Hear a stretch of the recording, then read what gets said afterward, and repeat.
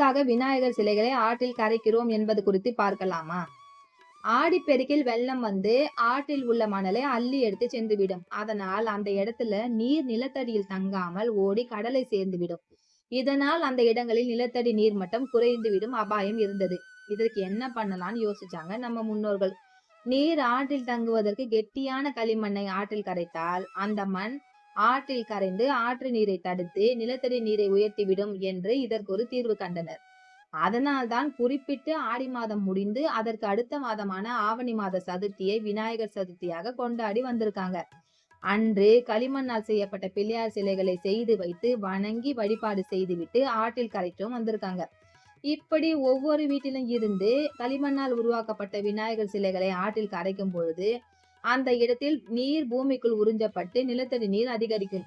விநாயகர் சதுர்த்தி அன்று உருவாக்கப்படும் களிமண்ணால் ஆன விநாயகர் சிலைகள் ஆரம்பத்தில்